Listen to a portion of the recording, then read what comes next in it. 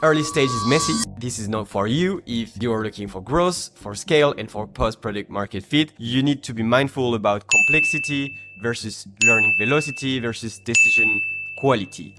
If you try to scale without systems, it will break at some point, and that will repeat throughout the different phases that you can see later.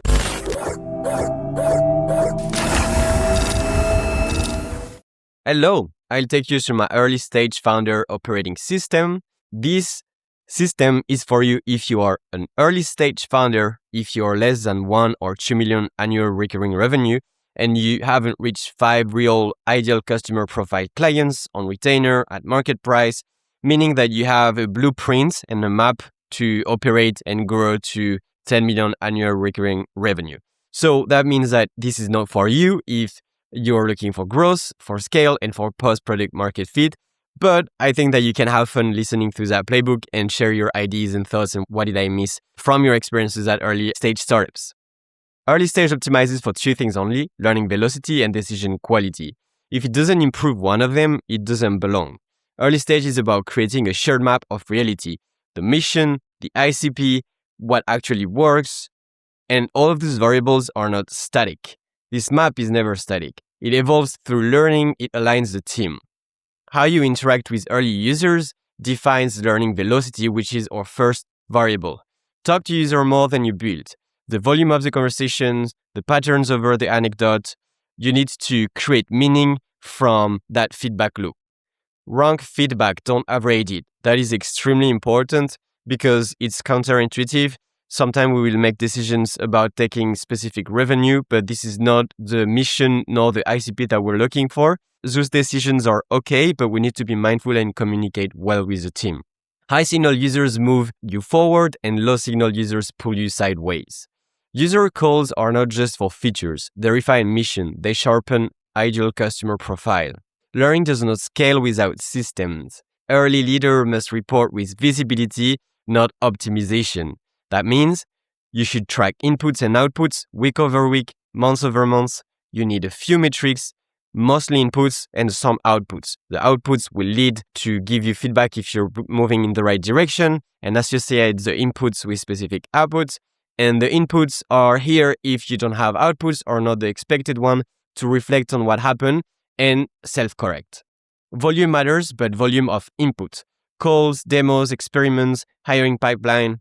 Outputs are reflections of systems underneath. And if inputs grow, systems get stressed. So in the case of inputs growing and your outputs scaling, it means that you've built a multiplayer. Congratulations, you're out of the early stage startup situation. If your inputs grow and outputs stalls, it means that your system is breaking, that you're lacking foundations, visibility, clarity, accountability, etc. Metrics are not goals. That means they are the surface of reality. They create a shared map. That shared map is a very important concept. Shared maps create better decisions. When you take better decisions, you move faster and you're getting closer to product market fit. So it is less political.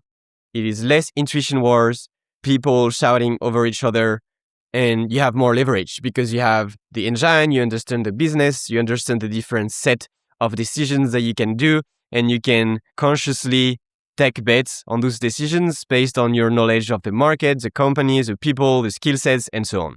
The milestone is simple.